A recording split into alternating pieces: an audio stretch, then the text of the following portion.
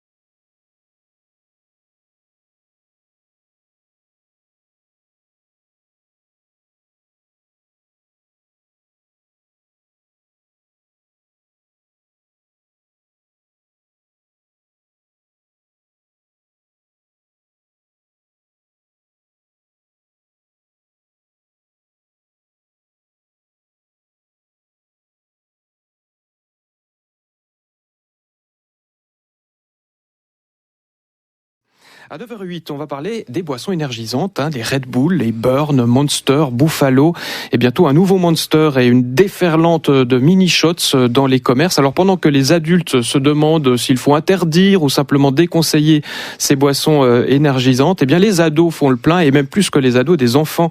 On vient de recevoir un message de Christine de Genève qui nous dit, parce que je vous disais dans le sommaire que ces boissons étaient consommées par des ados entre 14 et 16 ans, eh bien elle nous dit que dans son quartier, ce sont des enfants qui ont entre 10, 11, 12 ans qui se gavent de ces boissons.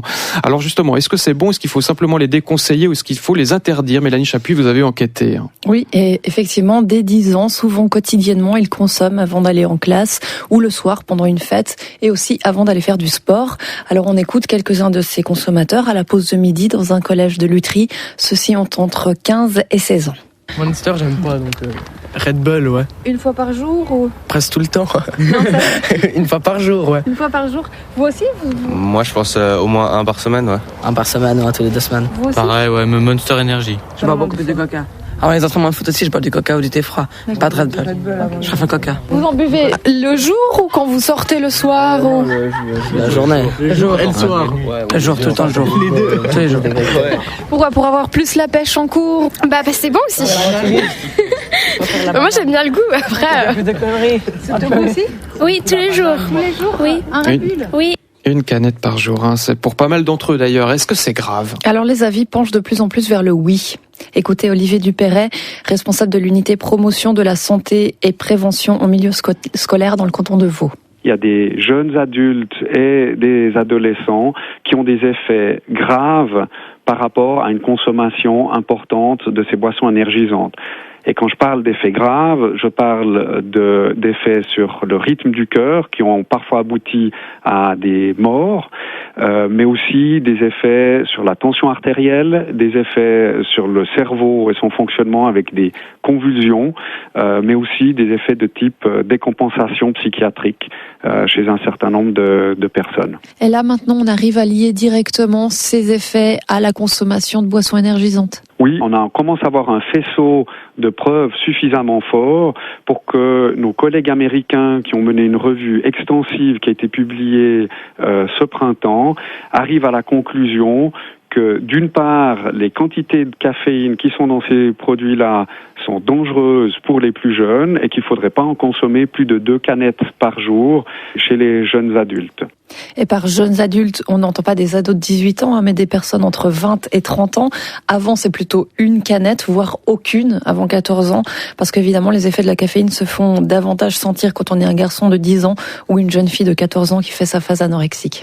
Mais est-ce qu'il y a autant de caféine que ça dans ces boissons, Mélanie ? Alors, moins que selon certaines idées reçues. Un Red Bull, ce n'est pas l'équivalent de 10 expressos, mais de 1,5, c'est quand même pas mal, surtout pour des jeunes, comme les boissons énergétiques de la COP aussi, 1,5, l'équivalent de 1 expresso et demi.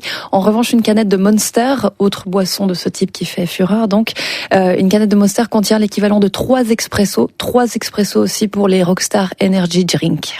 Et il n'y a pas que la caféine. Et non, d'abord il y a le sucre, beaucoup, et bien d'autres substances potentiellement nocives. La taurine, testée il y a plus d'une dizaine d'années sur des rats, cet acide aminé les a conduits à s'automutiler en se rongeant les pattes. Autre acide aminé, le glucuronolactone, c'est un dérivé du sucre produit naturellement par notre corps, mais jamais aux doses contenues dans un Red Bull. Pourtant, peu d'études existent sur ce glucuronolactone. Il agirait comme stimulant et antidépresseur, mais est aussi accusé, sans que les preuves scientifiques existent, d'avoir causé plusieurs tumeurs mortelles au cerveau. Alors qu'est-ce qu'on attend pour réaliser des études sérieuses sur cette substance ? Des moyens, des mobilisations. Ouais, comme toujours. Jean-Dominique Lormand, directeur du service de la santé de la jeunesse de l'État de Genève. Il faut avoir beaucoup d'argent pour faire une étude, il faut qu'il y ait un financeur, et si c'est pas l'État qui finance, ça se fait pas. On est un peu dans ces impasses souvent avec des produits dont on ne sait pas exactement la dangerosité, mais il n'y a pas d'études scientifiques qui peuvent nous dire s'il est prudent ou conseillé de ne pas les commercialiser. Et qu'est-ce qu'il faudrait à votre avis pour que l'État les fasse, ces études ? Je pense que c'est intéressant qu'il y ait une mobilisation des scientifiques et la population qui disent mais on voudrait savoir. Le principe de précaution souvent est mis à mal par le principe de la libre entreprise et du commercial. La dangerosité de ces boissons est néanmoins déjà partiellement avérée. Et notamment lorsqu'on les mélange à l'alcool, parce que ça se fait souvent. Exact. Alors que l'alcool a tendance à relaxer, ces boissons réveillent. Donc plus on en boit, plus on peut boire de l'alcool et se sentir suffisamment en forme pour prendre par exemple sa voiture, ou suffisamment fort pour aller casser la figure de machin qui nous a regardé bizarrement. Bon, là c'est quand même écrit sur les canettes de ces boissons qu'il ne faut pas les mélanger avec de l'alcool. Oui, mais on retrouve Jean-Dominique Lormand.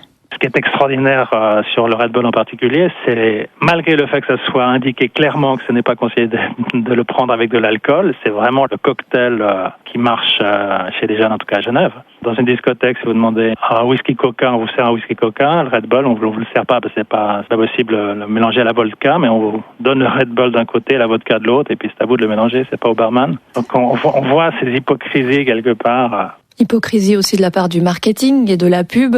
Les boissons énergisantes sont souvent liées aux performances sexuelles ou sportives. Pour les premières, si la caféine aidait, ça se saurait. Quant aux performances sportives, c'est tout le contraire. Ces boissons sont clairement déconseillées avant l'effort. Jean-Dominique Lormand. Les boissons énergisantes sont justement contre-indiquées pour les sportifs, à la différence des boissons énergétiques qui remplacent ce que perd un sportif lorsqu'il transpire. Les boissons énergisantes font le contraire. Elles augmentent la diurèse et l'élimination de sel et puis ne les compensent pas. Il s'agit en outre de boissons au pH très acide qui renforcent donc le risque de blessure à l'effort. Mélanie, peut-être une précision. Boissons énergisantes et boissons énergétiques, est-ce que c'est la même chose? Non, alors les énergisantes, ce sont celles dont on parle ce matin, Monster et consorts.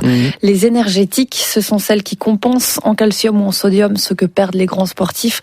Elles sont sur le marché depuis plus longtemps. Il s'agit des Gatorade et autres Isostar. Oui, mais bon, certaines de celles-ci ont aussi intégré de la caféine depuis, si bien qu'on ne sait plus très bien finalement. Non, il vaut mieux boire de l'eau, à moins moins qu'on soit un sportif qui fait ça 3 heures par jour, il vaut mieux juste boire de l'eau. Voilà, ou faire soi-même sa propre boisson énergétique. Ça peut se faire, il y en a qui le font. Bon, maintenant que l'on sait tout ça et qu'on commence à être sérieusement au courant des effets nocifs de ces boissons, surtout sur les jeunes, qu'est-ce qu'on peut faire alors? Alors, toujours pas d'interdiction fédérale ou cantonale. Ouais, mais sans aller vers une interdiction générale, on peut peut-être aussi agir préventivement, sectoriellement. Rien n'empêche, par exemple, un directeur d'école d'interdire ces boissons dans le périmètre de son établissement. Ça se fait, ça? Oui, ça se fait. Rien ne l'empêche, effectivement. Rien n'empêche non plus un épicier ou une station-service d'interdire ces boissons aux plus jeunes. Quelques commerces décident déjà de ne plus vendre ces boissons aux moins de 16, voire de 14 ans. Et les distributeurs de soda ont disparu déjà dans de nombreuses écoles. Ou alors, ces distributeurs ne sont équipés que d'eau ou de jus de fruits.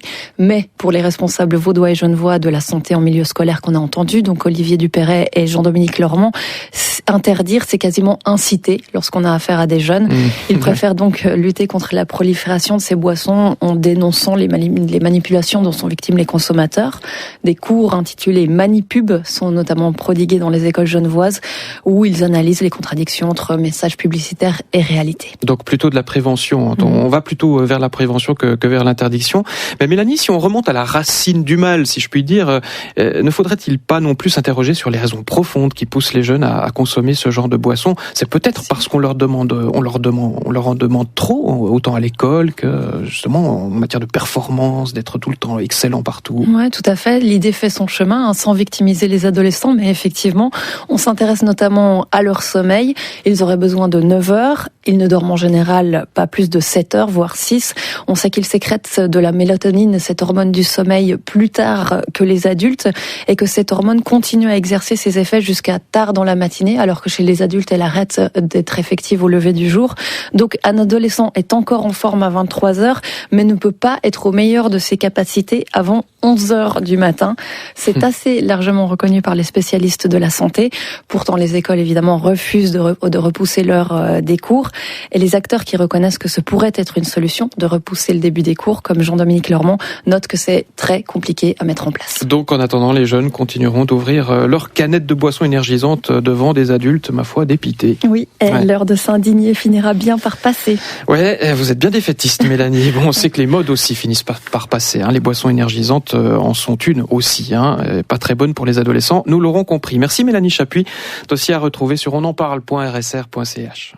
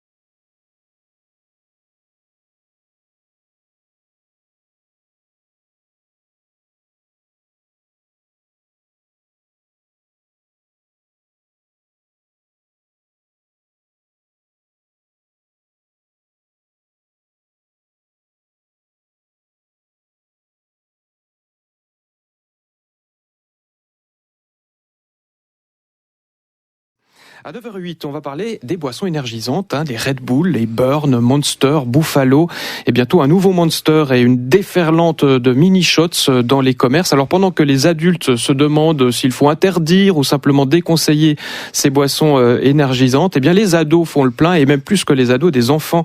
On vient de recevoir un message de Christine de Genève qui nous dit, parce que je vous disais dans le sommaire que ces boissons étaient consommées par des ados entre 14 et 16 ans, elle nous dit que dans son quartier, ce sont des enfants qui ont entre 10, 11, 12 ans qui se gavent de ces boissons.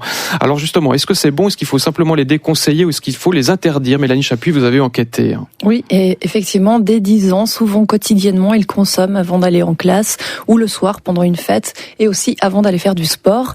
Alors on écoute quelques-uns de ces consommateurs à la pause de midi dans un collège de Lutry. Ceux-ci ont entre 15 et 16 ans. Monster, j'aime pas, donc Red Bull, ouais. Une fois par jour ou... Presque tout le temps. Une fois par jour, ouais. Une fois par jour. Vous aussi Moi, je pense au moins un par semaine, ouais. Un par semaine, ouais, tous les 2 semaines. Vous aussi? Pareil, ouais, mais Monster Energy. Je bois beaucoup de coca. Avant les entraînements de foot aussi, je bois du coca ou du thé froid. Pas de Red Bull. Je préfère coca. Vous en buvez le jour ou quand vous sortez le soir ou... La journée. Le jour et le soir. Le jour, tout le temps, le jour. Les deux. Tous les jours. Pourquoi? Pour avoir plus la pêche en cours? Bah c'est bon aussi. Moi j'aime bien le goût, après... Plus de conneries. Vous aussi? Oui, tous les jours. Tous les jours? Oui. Un Red Bull? Oui. Une canette par jour, c'est pour pas mal d'entre eux d'ailleurs. Est-ce que c'est grave? Alors les avis penchent de plus en plus vers le oui. Écoutez Olivier Dupéret, responsable de l'unité promotion de la santé et prévention au milieu scolaire dans le canton de Vaud. Il y a des jeunes adultes et des adolescents qui ont des effets graves par rapport à une consommation importante de ces boissons énergisantes. Et quand je parle d'effets graves, je parle d'effets sur le rythme du cœur qui ont parfois abouti à des morts, mais aussi des effets sur la tension artérielle, des effets sur le cerveau et son fonctionnement avec des convulsions, mais aussi des effets de type décompensation psychiatrique chez un certain nombre de personnes. Et là maintenant on arrive à lier directement ces effets à la consommation de boissons énergisantes. Oui, on commence à avoir un faisceau de preuves suffisamment fort pour que nos collègues américains qui ont mené une revue extensive qui a été publiée ce printemps arrivent à la conclusion que d'une part, les quantités de caféine qui sont dans ces produits-là sont dangereuses pour les plus jeunes et qu'il ne faudrait pas en consommer plus de 2 canettes par jour chez les jeunes adultes. Et par jeunes adultes, on n'entend pas des ados de 18 ans, mais des personnes entre 20 et 30 ans. Avant, c'est plutôt une canette, voire aucune, avant 14 ans, parce qu'évidemment, les effets de la caféine se font davantage sentir quand on est un garçon de 10 ans ou une jeune fille de 14 ans qui fait sa phase anorexique. Mais est-ce qu'il y a autant de caféine que ça dans ces boissons, Mélanie? Alors, moins que selon certaines idées reçues. Un Red Bull, ce n'est pas l'équivalent de 10 expressos, mais de 1,5, c'est quand même pas mal, surtout pour des jeunes, comme les boissons énergétiques de la COP aussi, 1,5, l'équivalent de 1 expresso et demi. En revanche, une canette de Monster, autre boisson de ce type qui fait fureur, donc, une canette de Monster contient l'équivalent de 3 expressos aussi pour les Rockstar Energy Drink. Et il n'y a pas que la caféine. Et non, d'abord il y a le sucre, beaucoup, et bien d'autres substances potentiellement nocives. La taurine, testée il y a plus d'une dizaine d'années sur des rats, cet acide aminé les a conduits à s'automutiler en se rongeant les pattes. Autre acide aminé, le glucuronolactone, c'est un dérivé du sucre produit naturellement par notre corps, mais jamais aux doses contenues dans un Red Bull. Pourtant, peu d'études existent sur ce glucuronolactone. Il agirait comme stimulant et antidépresseur, mais est aussi accusé, sans que les preuves scientifiques existent, d'avoir causé plusieurs tumeurs mortelles au cerveau. Alors, qu'est-ce qu'on attend pour réaliser des études sérieuses sur cette substance? Des moyens, des mobilisations. Ouais, comme toujours. Jean-Dominique Lormand, directeur du service de la santé de la jeunesse de l'État de Genève. Il faut avoir beaucoup d'argent pour faire une étude, il faut qu'il y ait un financeur, et si c'est pas l'État qui finance, ça se fait pas. On est un peu dans ces impasses souvent avec des produits dont on ne sait pas exactement la dangerosité, mais il n'y a pas d'études scientifiques qui peuvent nous dire s'il est prudent ou conseillé de ne pas les commercialiser. Et qu'est-ce qu'il faudrait à votre avis pour que l'État les fasse, ces études ? Je pense que c'est intéressant qu'il y ait une mobilisation des scientifiques et la population qui disent mais on voudrait savoir. Le principe de précaution souvent est mis à mal par le principe de la libre entreprise et du commercial. La dangerosité de ces boissons est néanmoins déjà partiellement avérée. Et notamment lorsqu'on les mélange à l'alcool, parce que ça se fait souvent. Exact. Alors que l'alcool a tendance à relaxer, ces boissons réveillent. Donc plus on en boit, plus on peut boire de l'alcool et se sentir suffisamment en forme pour prendre par exemple sa voiture ou suffisamment fort pour aller casser la figure de machin qui nous a regardé bizarrement. Bon, là, c'est quand même écrit sur les canettes de ces boissons qu'il ne faut pas les mélanger avec de l'alcool. Oui, mais on retrouve Jean-Dominique Leurmand. Ce qui est extraordinaire sur le Red Bull en particulier, c'est malgré le fait que ça soit indiqué clairement que ce n'est pas conseillé de le prendre avec de l'alcool, c'est vraiment le cocktail qui marche chez les jeunes, en tout cas à Genève.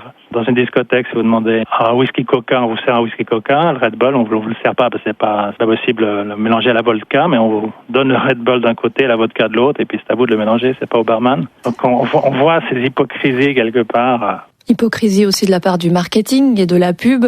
Les boissons énergisantes sont souvent liées aux performances sexuelles ou sportives. Pour les premières, si la caféine aidait, ça se saurait.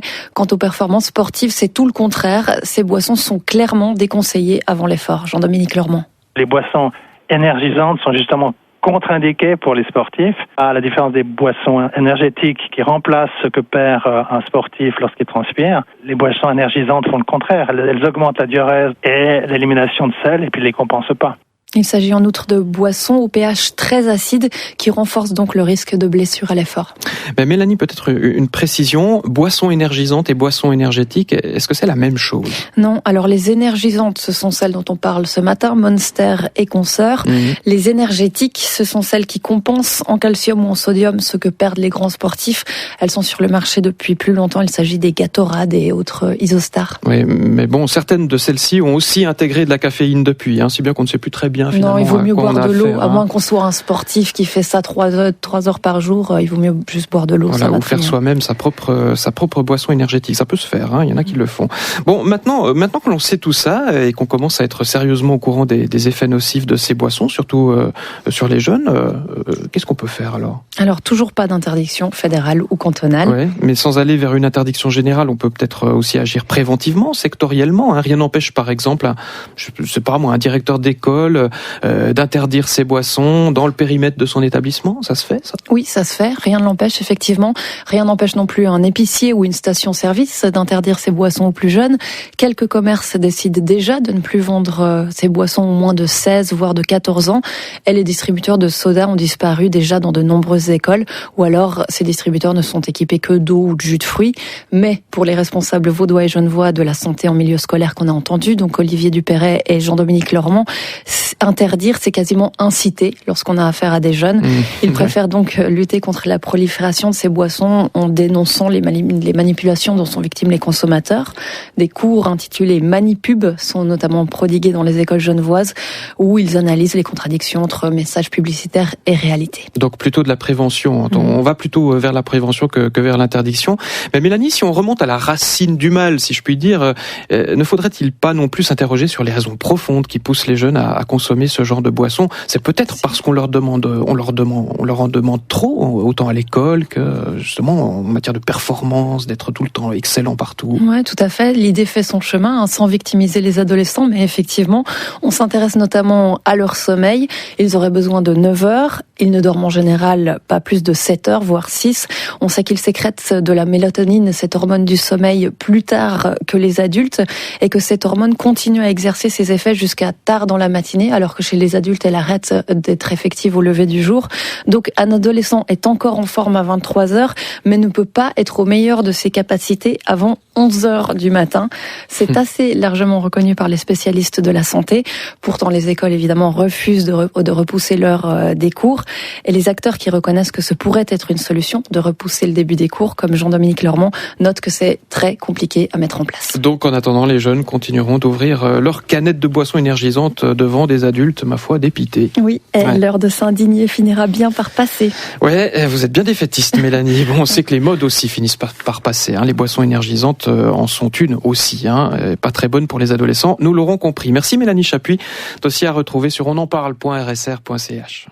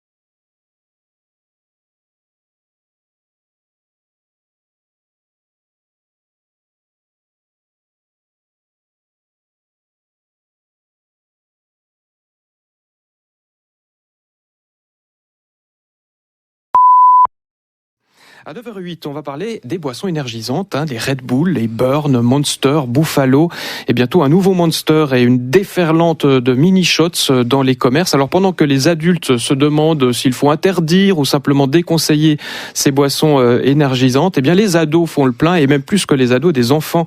On vient de recevoir un message de Christine de Genève qui nous dit, parce que je vous disais dans le sommaire que ces boissons étaient consommées par des ados entre 14 et 16 ans, eh bien elle nous dit que dans son quartier, ce sont des enfants qui ont entre 10, 11, 12 ans qui se gavent de ces boissons.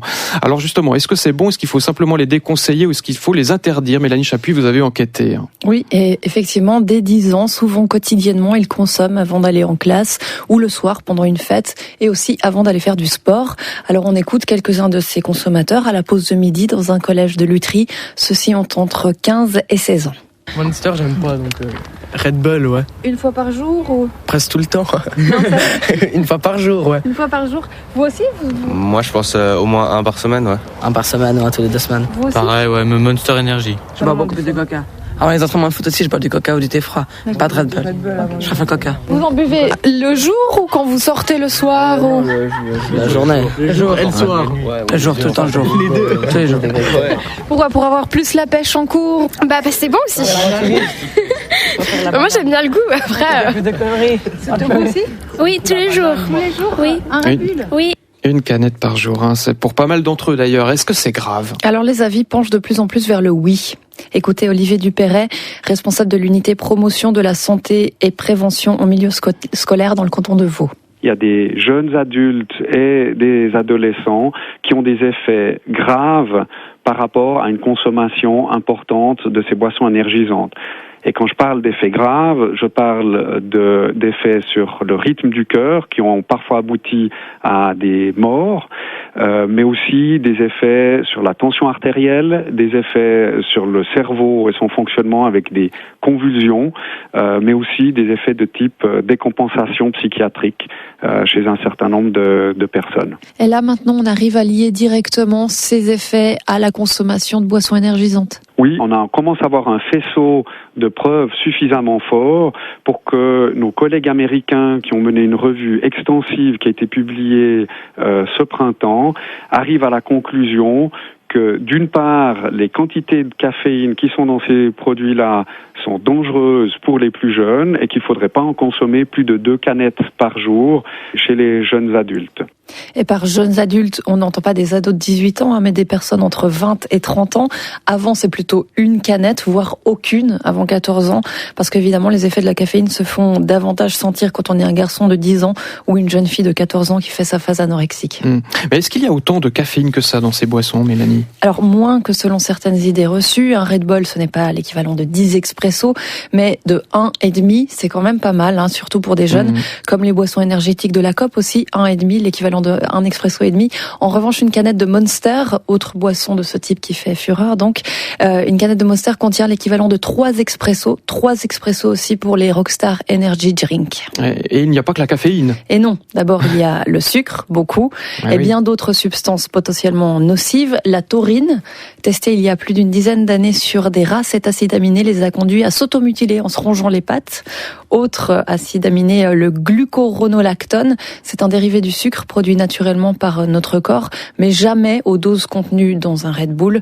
Pourtant, peu d'études existent sur ce glucuronolactone. Il agirait comme stimulant et antidépresseur, mais est aussi accusé, sans que les preuves scientifiques existent, d'avoir causé plusieurs tumeurs mortelles au cerveau. Alors, qu'est-ce qu'on attend pour réaliser des études sérieuses sur cette substance? Des moyens, des mobilisations. Ouais, comme toujours. Jean-Dominique Lormand, directeur du service de la santé de la jeunesse de l'État de Genève. Il faut avoir beaucoup d'argent pour faire une étude, il faut qu'il y ait un financeur, et si c'est pas l'État qui finance, ça se fait pas. On est un peu dans ces impasses souvent avec des produits dont on ne sait pas exactement la dangerosité, mais il n'y a pas d'études scientifiques qui peuvent nous dire s'il est prudent ou conseillé de ne pas les commercialiser. Et qu'est-ce qu'il faudrait à votre avis pour que l'État les fasse, ces études ? Je pense que c'est intéressant qu'il y ait une mobilisation des scientifiques et la population qui disent mais on voudrait savoir. Le principe de précaution souvent est mis à mal par le principe de la libre entreprise et du commercial. La dangerosité de ces boissons est néanmoins déjà partiellement avérée. Et notamment lorsqu'on les mélange à l'alcool, parce que ça se fait souvent. Exact. Alors que l'alcool a tendance à relaxer, ces boissons réveillent. Donc plus on en boit, plus on peut boire de l'alcool et se sentir suffisamment en forme pour prendre par exemple sa voiture, ou suffisamment fort pour aller casser la figure de machin qui nous a regardé bizarrement. Bon, là c'est quand même écrit sur les canettes de ces boissons qu'il ne faut pas les mélanger avec de l'alcool. Oui, mais on retrouve Jean-Dominique Leurmand.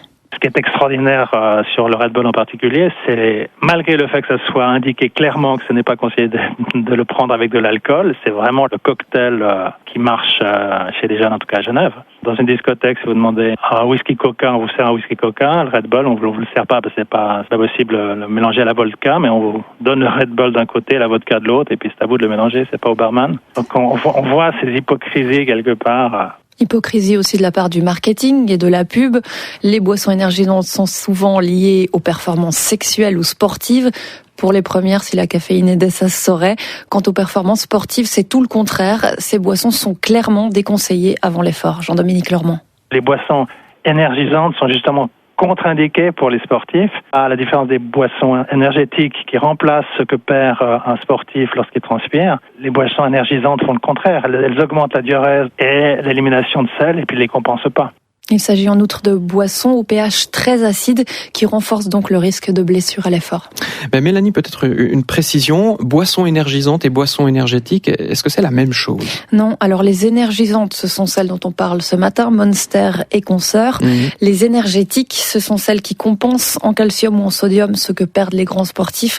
Elles sont sur le marché depuis plus longtemps. Il s'agit des Gatorade et autres Isostar. Oui, mais bon, certaines de celles-ci ont aussi intégré de la caféine depuis, si bien qu'on ne sait plus très bien finalement. Non, il vaut mieux boire de l'eau, à moins moins qu'on soit un sportif qui fait ça 3 heures par jour, il vaut mieux juste boire de l'eau. Voilà, ou faire soi-même sa propre boisson énergétique. Ça peut se faire, il y en a qui le font.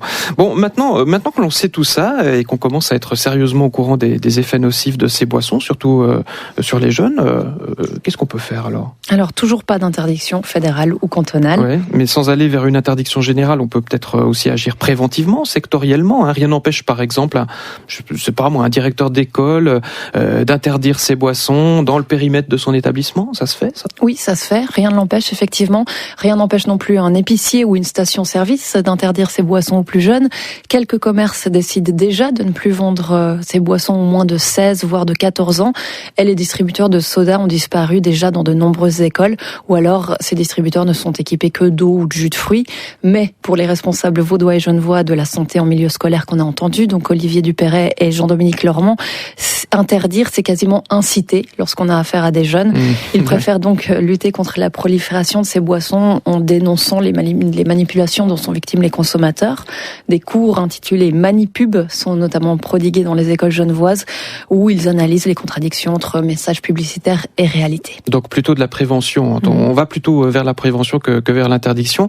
Mais Mélanie, si on remonte à la racine du mal, si je puis dire, ne faudrait-il pas non plus s'interroger sur les raisons profondes qui poussent les jeunes à consommer ce genre de boissons? C'est peut-être parce qu'on leur en demande trop, autant à l'école que justement en matière de performance, d'être tout le temps excellent partout. Ouais, tout à fait. L'idée fait son chemin, sans victimiser les adolescents, mais effectivement, on s'intéresse notamment à leur sommeil. Ils auraient besoin de 9 heures. Ils ne dorment en général pas plus de 7 heures, voire 6. On sait qu'ils sécrètent de la mélatonine, cette hormone du sommeil, plus tard que les adultes, et que cette hormone continue à exercer ses effets jusqu'à tard dans la matinée, alors que chez les adultes, elle arrête d'être effective au lever du jour. Donc, un adolescent est encore en forme à 23 heures, mais ne peut pas être au meilleur de ses capacités avant 11 heures du matin. C'est assez largement reconnu par les spécialistes de la santé. Pourtant, les écoles, évidemment, refusent de repousser l'heure des cours.